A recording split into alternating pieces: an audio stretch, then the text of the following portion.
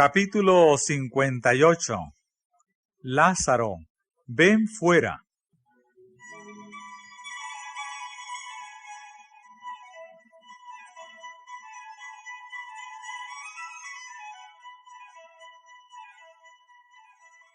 Entre los más constantes discípulos de Cristo se contaba Lázaro de Betania.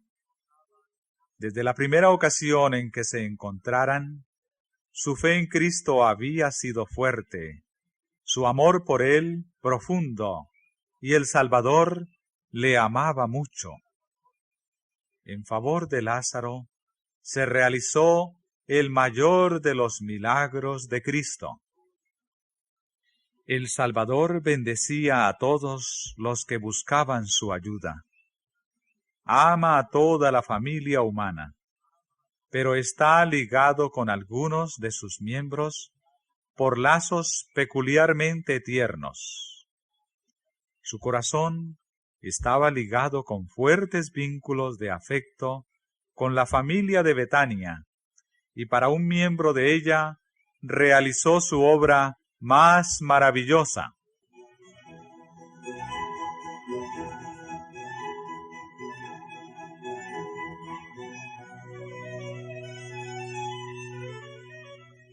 Jesús hallaba con frecuencia descanso en el hogar de Lázaro. El Salvador no tenía hogar propio. Dependía de la hospitalidad de sus amigos y discípulos, y con frecuencia, cuando estaba cansado y sediento de compañía humana, le era grato refugiarse en ese hogar apacible, lejos de las sospechas y celos de los airados fariseos. Allí encontraba una sincera bienvenida y amistad pura y santa. Allí podía hablar con sencillez y perfecta libertad, sabiendo que sus palabras serían comprendidas y atesoradas.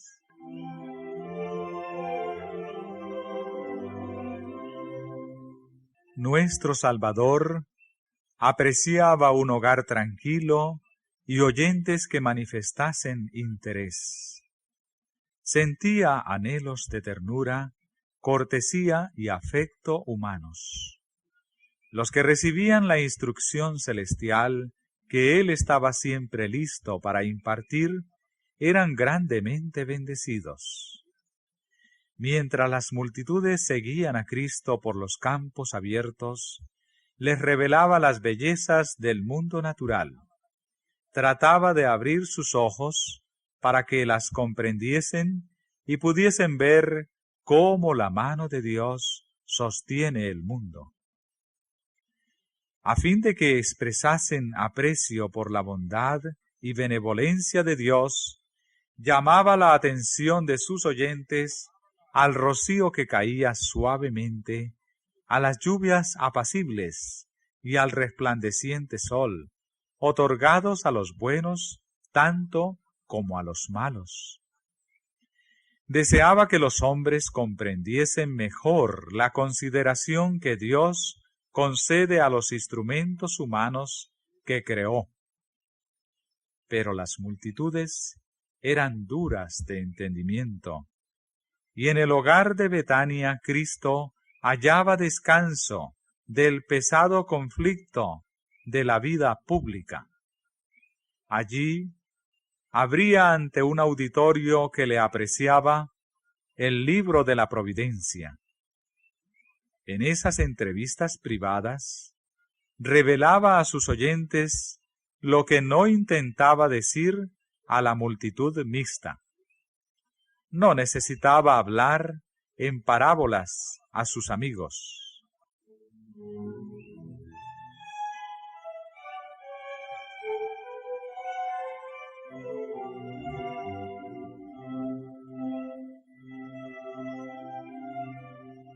Mientras Cristo daba sus lecciones maravillosas, María se sentaba a sus pies, escuchándole con reverencia y devoción. En una ocasión, Marta, perpleja por el afán de preparar la comida, apeló a Cristo diciendo: Señor, ¿no tienes cuidado que mi hermana me deja servir sola? Dile, pues, que me ayude. Esto sucedió en ocasión de la primera visita de Cristo a Betania. El Salvador y sus discípulos acababan de hacer un viaje penoso, a pie desde Jericó. Marta anhelaba proveer a su comodidad y en su ansiedad se olvidó de la cortesía debida a su huésped. Jesús le contestó con palabras llenas de mansedumbre y paciencia: Marta, Marta, cuidadosa estás, y con las muchas cosas estás turbada. Empero, una cosa es necesaria, y María escogió la buena parte, la cual no le será quitada.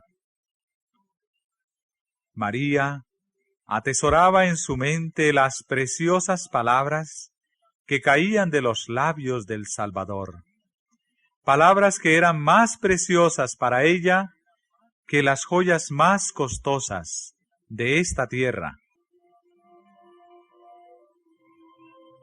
La una cosa que Marta necesitaba era un espíritu de calma y devoción, una ansiedad más profunda por el conocimiento referente a la vida futura e inmortal, y las gracias necesarias para el progreso espiritual. Necesitaba menos preocupación por las cosas pasajeras y más por las cosas que perduran para siempre.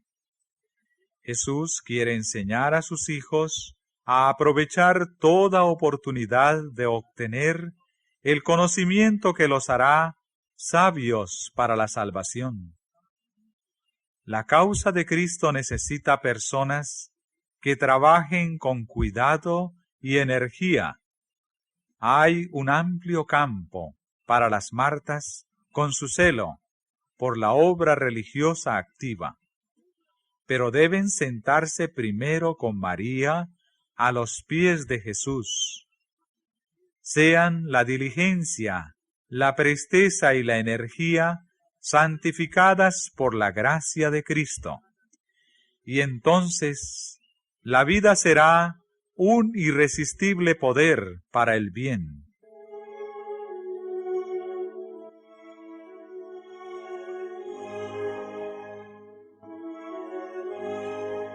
El pesar penetró en el apacible hogar donde Jesús había descansado. Lázaro fue herido por una enfermedad repentina, y sus hermanas mandaron llamar al Salvador diciendo: Señor, he aquí, el que amas está enfermo.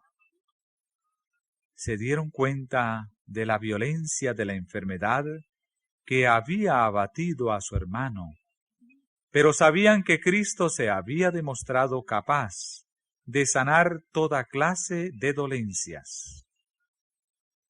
Creían que Él simpatizaría con ellas en su angustia.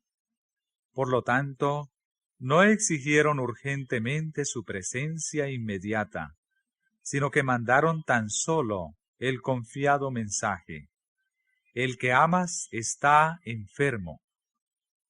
Pensaron que Él respondería inmediatamente y estaría con ellas tan pronto como pudiese llegar a Betania.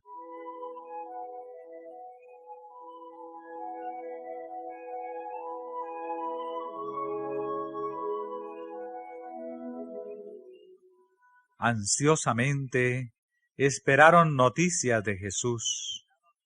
Mientras había una chispa de vida en su hermano, oraron y esperaron la venida de Jesús. Pero el mensajero volvió sin él. Trajo, sin embargo, este mensaje: Esta enfermedad no es para muerte. Y se aferraron a la esperanza de que Lázaro viviría. Con ternura trataron de dirigir palabras de esperanza y aliento al enfermo casi inconsciente. Cuando Lázaro murió, se quedaron amargamente desilusionadas, pero sentían la gracia sostenedora de Cristo, y esto les impidió culpar en forma alguna al Salvador.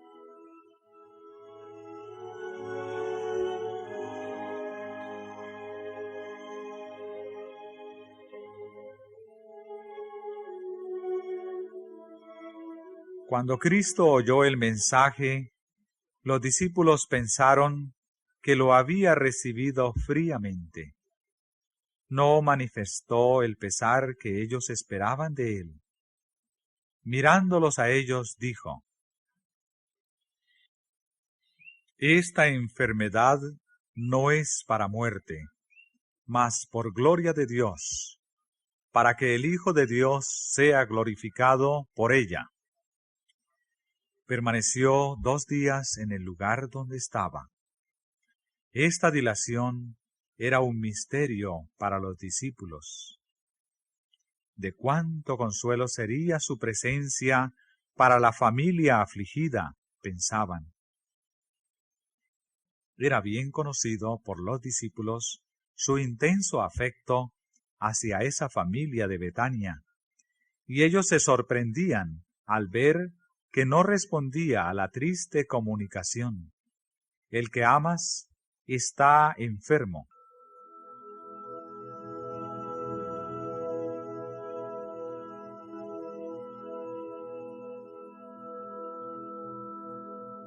Durante aquellos 2 días Cristo pareció haberse olvidado del caso, porque no habló de Lázaro.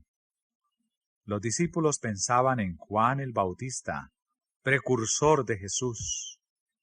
Se habían preguntado por qué Jesús, que tenía el poder de realizar milagros admirables, había permitido que Juan languideciera en la cárcel y muriese en forma violenta.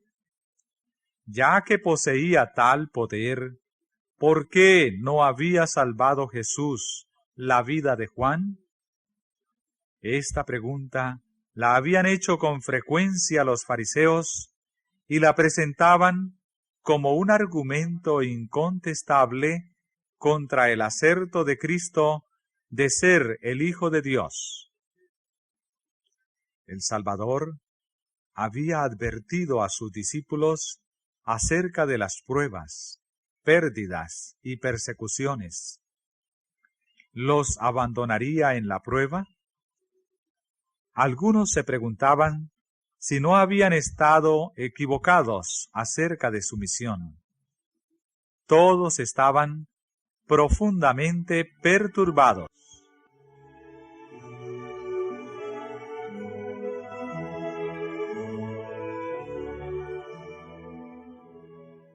Después de aguardar 2 días, Jesús dijo a los discípulos: Vamos a Judea otra vez. Los discípulos se preguntaban por qué, si Jesús iba a ir a Judea, había esperado 2 días. Pero lo que más los embargaba era su ansiedad por Cristo y por sí mismos. No podían ver sino peligro en lo que estaba por hacer. Rabí, dijeron, ahora procuraban los judíos apedrearte, ¿y otra vez vas allá? Respondió Jesús: ¿No tiene el día 12 horas? Estoy bajo la dirección de mi Padre. Mientras hago su voluntad, mi vida está segura. Mis 12 horas del día no han terminado todavía. Ha empezado el último resto de mi día, pero mientras queda algo, estoy seguro.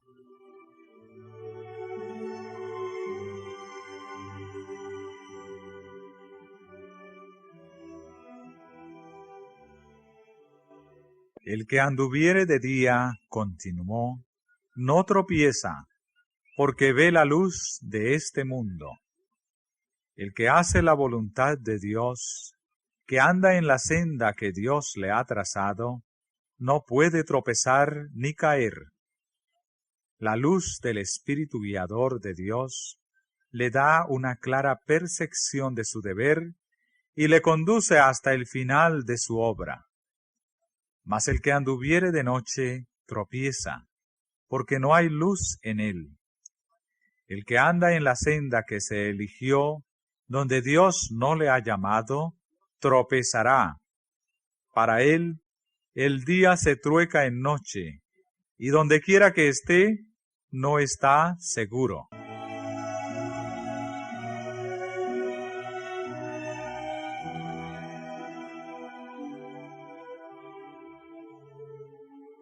Dicho esto, díceles después: Lázaro nuestro amigo duerme, mas voy a despertarle del sueño. Lázaro nuestro amigo duerme. Cuán conmovedoras son estas palabras, cuán llenas de simpatía.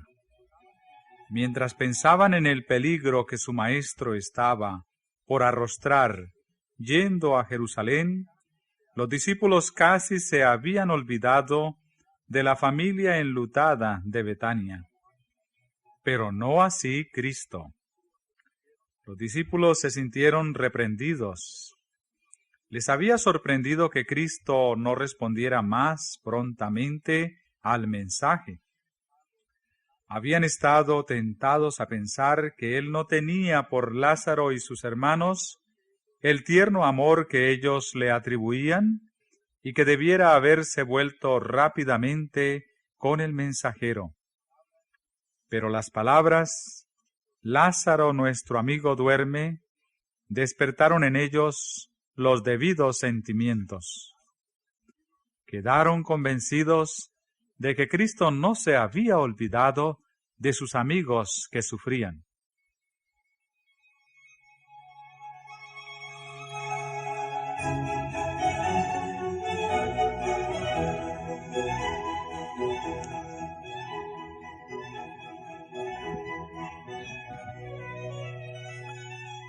Dijeron entonces sus discípulos: Señor, si duerme, salvo estará.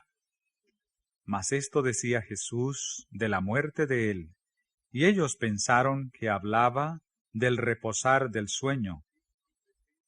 Cristo presenta a sus hijos creyentes la muerte como un sueño.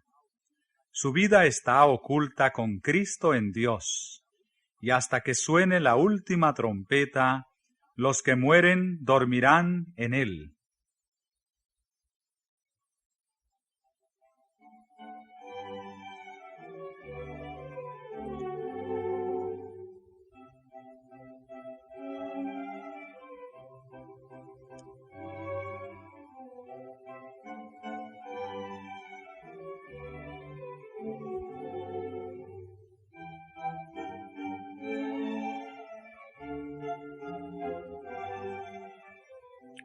Entonces, pues, Jesús les dijo claramente: Lázaro es muerto, y huélgome por vosotros, que yo no haya estado allí, para que creáis, mas vamos a él.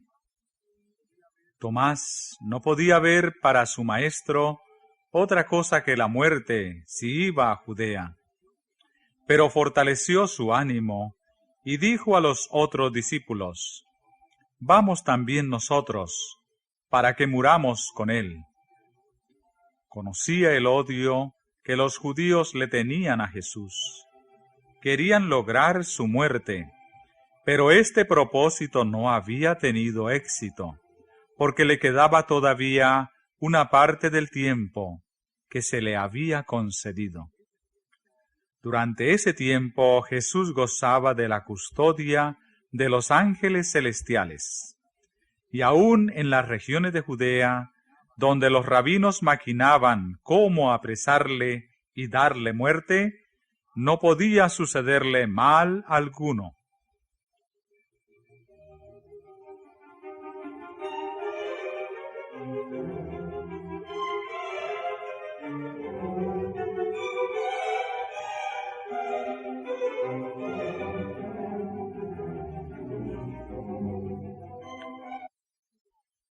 Los discípulos se asombraron de las palabras de Cristo cuando dijo: Lázaro es muerto, y huélgome que yo no haya estado allí.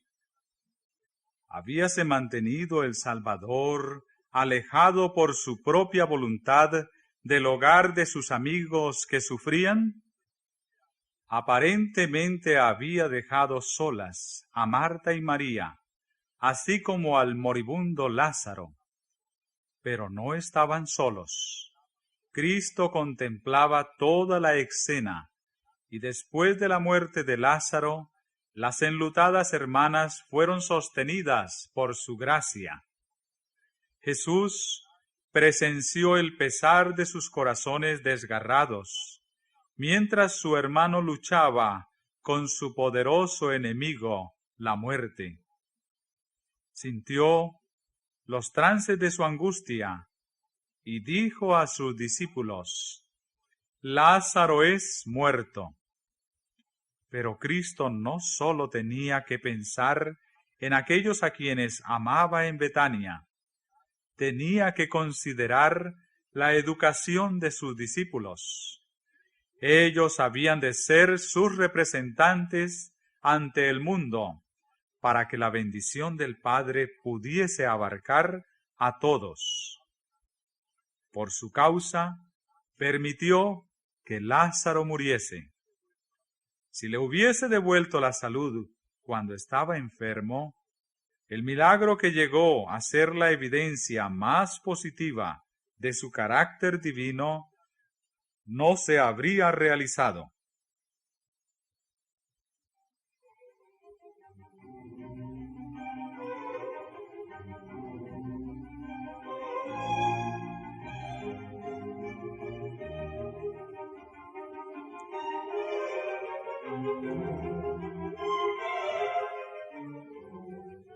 Si Cristo hubiese estado en la pieza del enfermo, Lázaro no habría muerto, porque Satanás no hubiera tenido poder sobre él.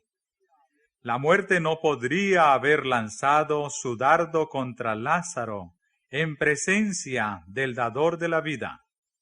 Por lo tanto, Cristo permaneció lejos. Dejó que el enemigo ejerciese su poder, para luego hacerlo retroceder como enemigo vencido. Permitió que Lázaro pasase bajo el dominio de la muerte, y las hermanas apenadas vieron a su hermano puesto en la tumba.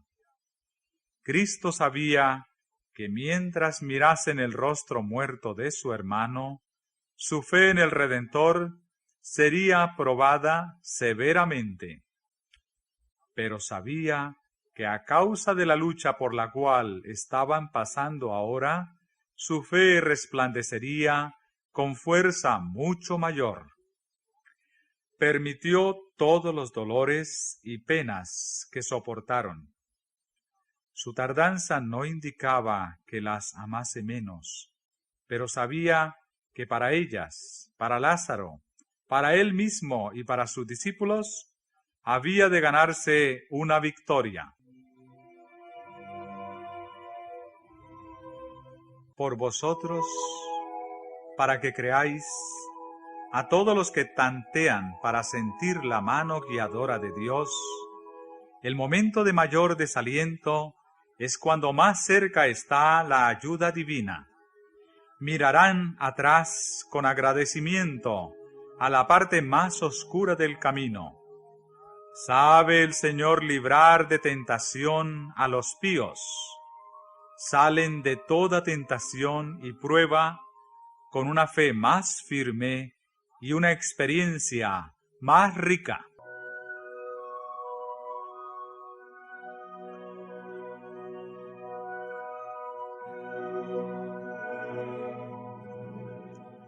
Al demorar en venir a Lázaro, Jesús tenía un propósito de misericordia para con los que no le habían recibido.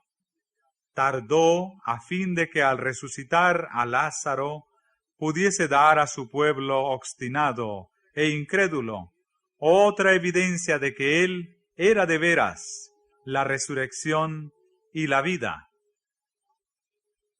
Le costaba renunciar a toda esperanza con respecto a su pueblo, las pobres y extraviadas ovejas de la casa de Israel. Su impenitencia le partía el corazón. En su misericordia se propuso darles una evidencia más de que era el restaurador, el único que podía sacar a luz la vida y la inmortalidad. Había de ser una evidencia que los sacerdotes no podrían interpretar mal. Tal fue la razón de su demora en ir a Betania. Este milagro culminante, la resurrección de Lázaro, había de poner el sello de Dios sobre su obra y su pretensión a la divinidad.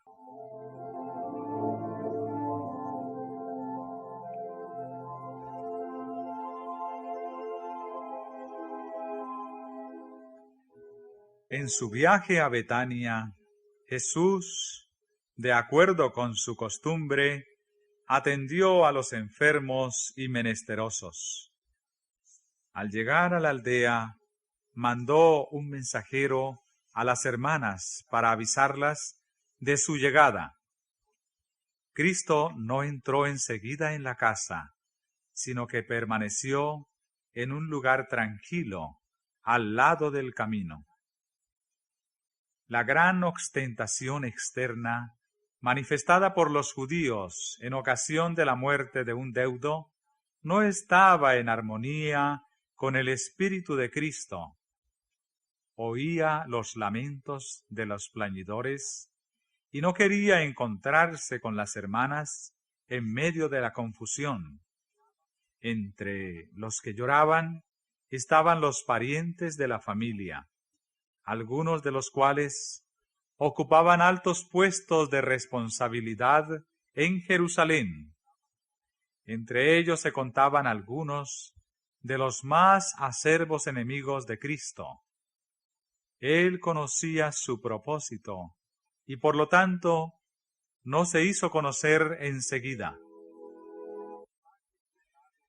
El mensaje fue dado a Marta con tanta reserva que las otras personas que estaban en la pieza no lo oyeron. Absorta en su pesar, María no oyó las palabras. Levantándose enseguida, Marta salió al encuentro de su Señor. Pero pensando que ella había ido al sepulcro donde estaba Lázaro, María permaneció sumida silenciosamente en su pesar.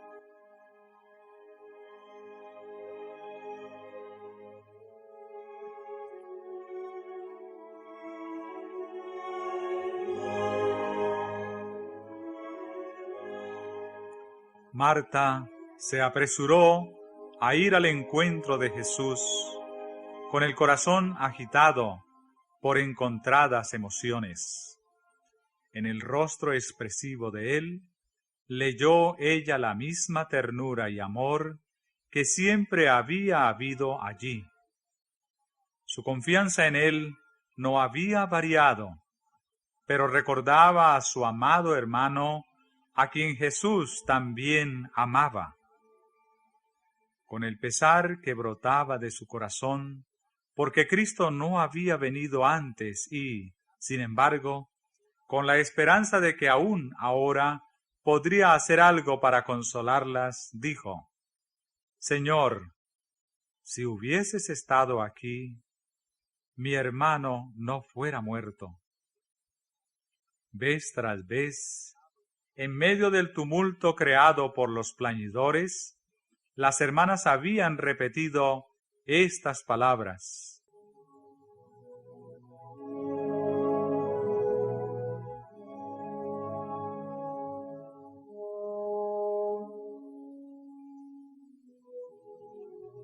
Con compasión humana y divina, Jesús miró el rostro entristecido y acongojado de Marta. Esta no tenía deseos de relatar lo sucedido. todo estaba expresado por las palabras patéticas: Señor, si hubieses estado aquí, mi hermano no fuera muerto. Pero mirando aquel rostro lleno de amor, añadió: Mas también sé ahora que todo lo que pidieres de Dios, te dará Dios.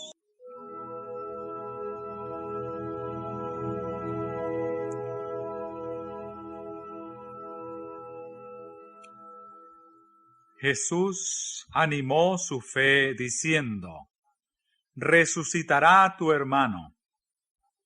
Su respuesta no estaba destinada a inspirar esperanza en un cambio inmediato. Dirigía el Señor los pensamientos de Marta más allá de la restauración actual de su hermano, y los fijaba en la resurrección de los justos.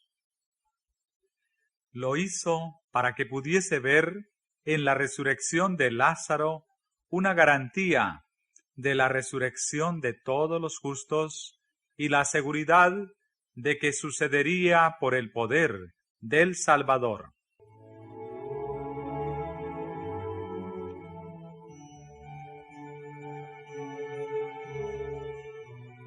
Marta contestó: yo sé que resucitará en la resurrección, en el día postrero.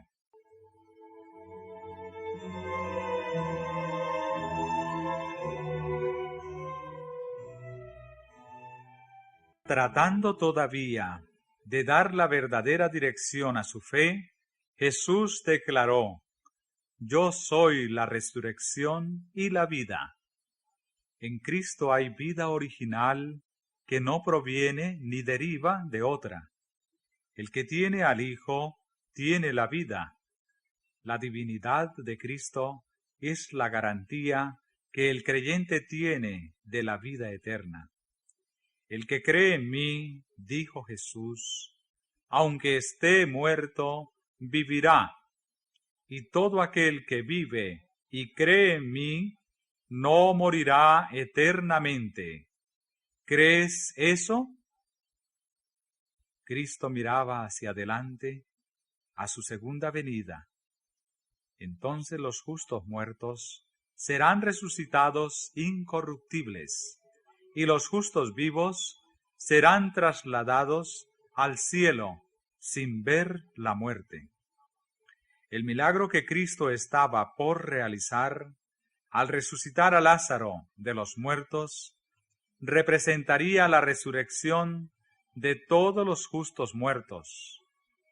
Por sus palabras y por sus obras, se declaró el autor de la resurrección.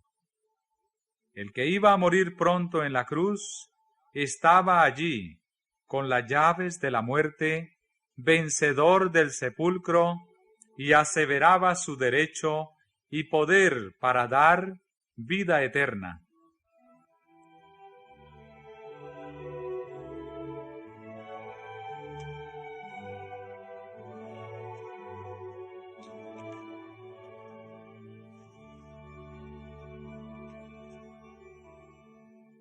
A las palabras del Salvador, ¿crees esto? Marta respondió: sí, Señor, yo he creído que tú eres el Cristo, el Hijo de Dios, que has venido al mundo. No comprendía en todo su significado las palabras dichas por Cristo, pero confesó su fe en su divinidad y su confianza de que Él podía hacer cuanto le agradase.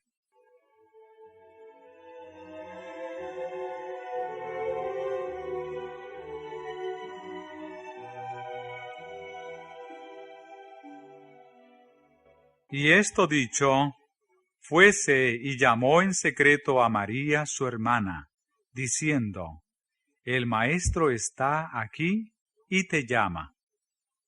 Dio su mensaje en forma tan queda como le fue posible, porque los sacerdotes y príncipes estaban listos para arrestar a Jesús en cuanto se les ofreciese la oportunidad. Los clamores de las plañideras impidieron que las palabras de Marta fuesen oídas.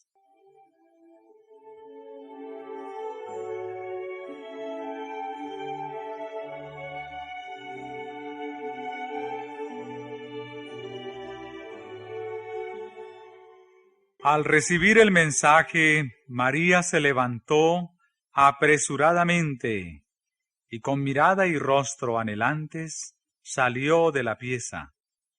Pensando que iba al sepulcro a llorar, las plañideras la siguieron.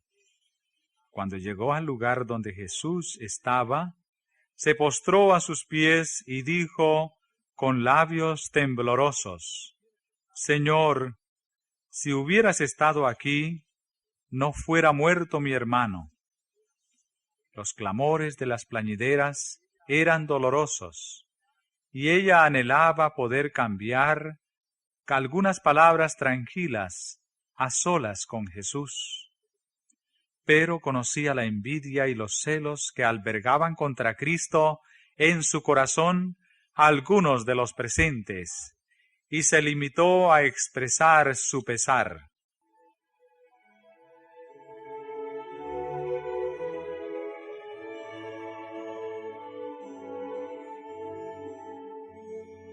Jesús, entonces, como la vio llorando, y a los judíos que habían venido juntamente con ella llorando, se conmovió en espíritu y turbóse. Leyó el corazón de todos los presentes. Veía que en muchos lo que pasaba como demostración de pesar era tan solo fingimiento. Sabía que algunos de los del grupo que manifestaban ahora un pesar hipócrita estarían antes de mucho maquinando la muerte, no sólo del poderoso taumaturgo, sino del que iba a ser resucitado de los muertos. Cristo podría haberlos despojado de su falso pesar, pero dominó su justa indignación. No pronunció las palabras que podría haber pronunciado con toda verdad, porque amaba a la que, arrodillada a sus pies con tristeza, creía verdaderamente en él.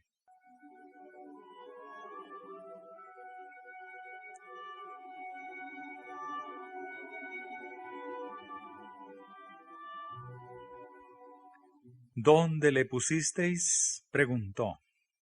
Dícenle: Señor, ven y ve. Juntos se dirigieron a la tumba. Era una escena triste. Lázaro había sido muy querido, y sus hermanas le lloraban con corazones quebrantados, mientras que los que habían sido sus amigos mezclaban sus lágrimas con las de las hermanas enlutadas. A la vista de esta angustia humana, y por el hecho de que los amigos afligidos pudiesen llorar a sus muertos, mientras el Salvador del mundo estaba al lado, lloró Jesús. Aunque era Hijo de Dios, había tomado sobre sí la naturaleza humana y le conmovía el pesar humano. Su corazón compasivo y tierno se conmueve siempre de simpatía hacia los dolientes. Llora con los que lloran y se regocija con los que se regocijan.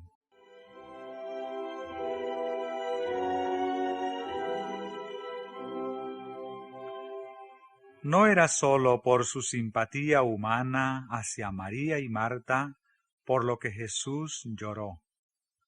En sus lágrimas había un pesar que superaba tanto al pesar humano como los cielos superan a la tierra. Cristo no lloraba por Lázaro, pues iba a sacarle de la tumba. Lloró porque muchos de los que estaban ahora llorando por Lázaro maquinarían pronto la muerte del que era la resurrección y la vida. Pero cuán incapaces eran los judíos de interpretar debidamente sus lágrimas. Algunos que no podían ver como causa de su pesar sino las circunstancias externas de la escena que estaba delante de él, dijeron suavemente: «Mirad cómo le amaba». Otros, tratando de sembrar incredulidad en el corazón de los presentes, decían con irrisión: ¿no podía éste que abrió los ojos al ciego hacer que éste no muriera? Si Jesús era capaz de salvar a Lázaro, ¿por qué le dejó morir?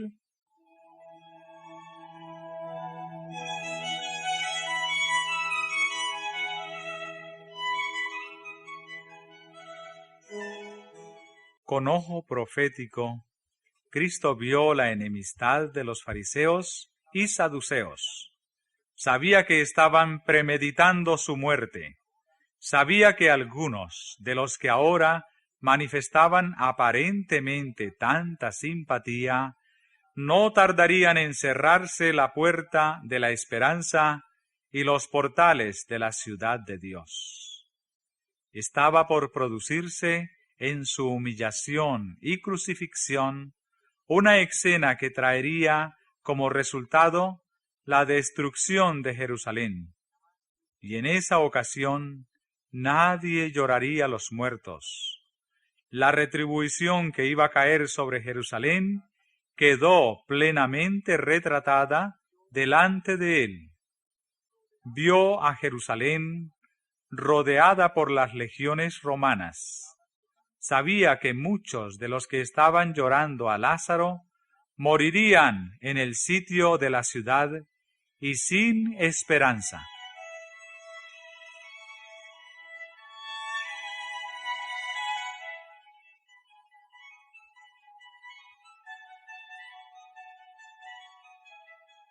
No lloró Cristo solo por la escena que tenía delante de sí. Descansaba sobre él el peso de la tristeza de los siglos. Vio los terribles efectos de la transgresión de la ley de Dios. Vio que en la historia del mundo, empezando con la muerte de Abel, había existido sin cesar el conflicto entre lo bueno y lo malo. Mirando a través de los años venideros, vio los sufrimientos y el pesar, las lágrimas y la muerte que habían de ser la suerte de los hombres. Su corazón fue traspasado por el dolor de la familia humana de todos los siglos y de todos los países. Los ayes de la raza pecaminosa pesaban sobre su alma, y la fuente de sus lágrimas estalló, mientras anhelaba aliviar toda su angustia.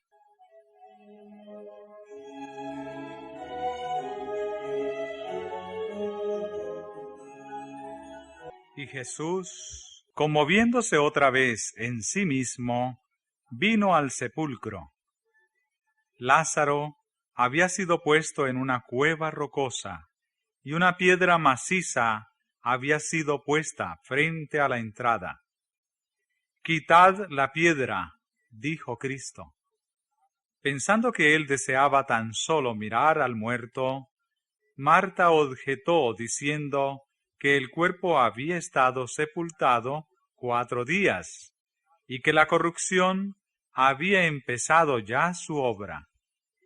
Esta declaración, hecha antes de la resurrección de Lázaro, no dejó a los enemigos de Cristo lugar para decir que había subterfugio. En lo pasado, los fariseos habían hecho circular falsas declaraciones acerca de las más maravillosas manifestaciones del poder de Dios. Cuando Cristo devolvió la vida a la hija de Jairo, había dicho: «La muchacha no es muerta, mas duerme». Como ella había estado enferma tan solo un corto tiempo y fue resucitada inmediatamente después de su muerte, los fariseos declararon que la niña no había muerto, que Cristo mismo había dicho que estaba tan solo dormida. Habían tratado de dar la impresión de que Cristo no podía sanar a los enfermos, que había engaños en sus milagros. Pero en este caso, nadie podía negar que Lázaro había muerto.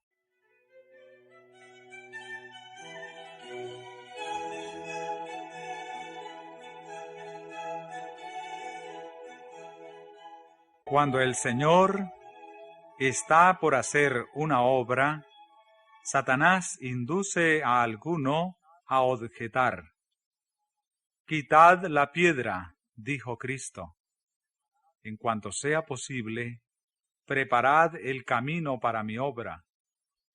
Pero la naturaleza positiva y ambiciosa de Marta se manifestó.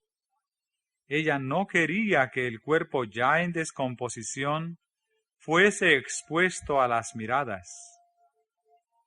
El corazón humano es tardo para comprender las palabras de Cristo, y la fe de Marta no había asimilado el verdadero significado de su promesa.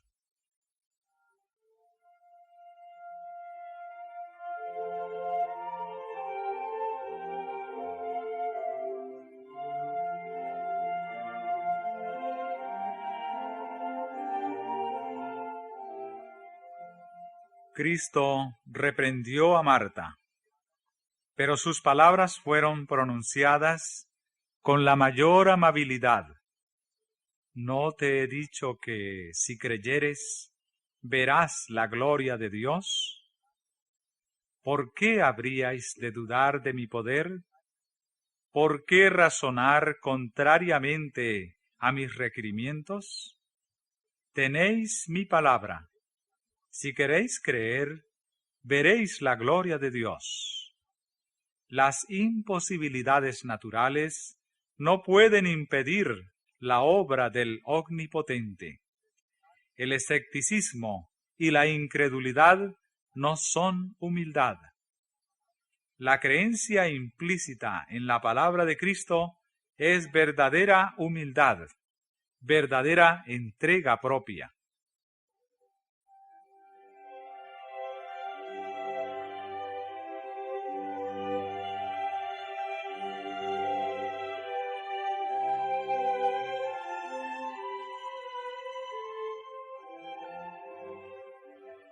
Quitad la piedra. Cristo podría haber ordenado a la piedra que se apartase y habría obedecido a su voz. Podría haber ordenado a los ángeles que estaban a su lado que la sacasen. A su orden, manos invisibles habrían removido la piedra, pero había de ser sacada por manos humanas. Así Cristo quería mostrar que la humanidad ha de cooperar con la divinidad. No se pide al poder divino que haga lo que el poder humano puede hacer. Dios no hace a un lado la ayuda del hombre. Le fortalece y coopera con él mientras emplea las facultades y capacidades que se le dan. La orden se cumplió. La piedra fue puesta a un lado. Todo fue hecho abierta y deliberadamente. Se dio a todos oportunidad de ver que no había engaño. Allí estaba el cuerpo de Lázaro en su tumba rocosa, frío y silencioso en la muerte. Los clamores de los plañidores se acallan. Sorprendida y expectante, la congregación está alrededor del sepulcro, esperando lo que ha de seguir.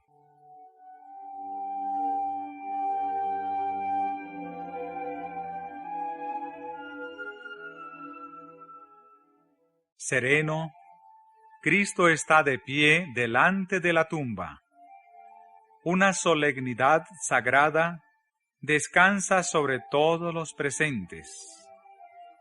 Cristo se acerca aún más al sepulcro y, alzando los ojos al cielo, dice: Padre, gracias te doy que me has oído. No mucho tiempo antes de esto, los enemigos de Cristo le habían acusado de blasfemia y habían recogido piedras para arrojárselas porque aseveraba ser Hijo de Dios. Le acusaron de realizar milagros por el poder de Satanás. Pero aquí, Cristo llama a Dios su Padre y con perfecta confianza declara que es Hijo de Dios.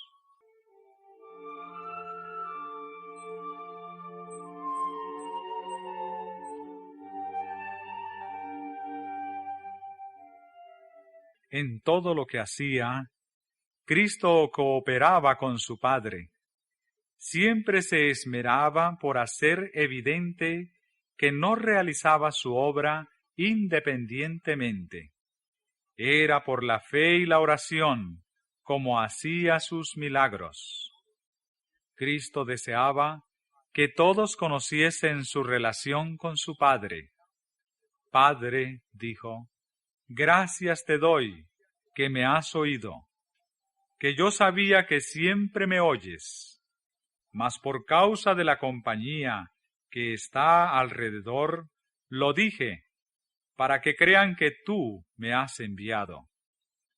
En esta ocasión, los discípulos y la gente iban a recibir la evidencia más convincente de la relación que existía entre Cristo y Dios. Se les había de demostrar que el aserto de Cristo no era una mentira.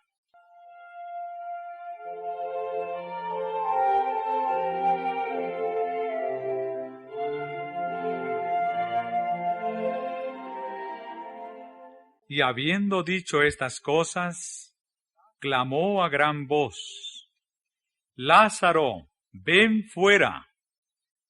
Su voz, clara y penetrante, entra en los oídos del muerto. La divinidad fulgura a través de la humanidad.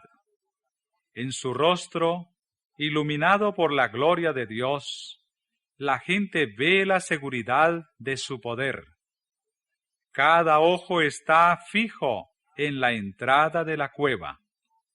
Cada oído está atento al menor sonido. Con interés intenso y doloroso, aguardan todos la prueba de la divinidad de Cristo, la evidencia que ha de comprobar su aserto de que es Hijo de Dios, o extinguir esa esperanza para siempre. Hay agitación en la tumba silenciosa, y el que estaba muerto se pone de pie a la puerta del sepulcro. Sus movimientos son trabados por el sudario en que fuera puesto, y Cristo dice a los espectadores asombrados: desatadle y dejadle ir. Vuelve a serles demostrado que el obrero humano ha de cooperar con Dios. La humanidad ha de trabajar por la humanidad. Lázaro queda libre y está de pie ante la congregación, no demacrado por la enfermedad, ni con miembros débiles y temblorosos, sino como un hombre en la flor de la vida, provisto de una noble virilidad. Sus ojos brillan de inteligencia y de amor por su Salvador. Se arroja a los pies de Jesús para adorarle.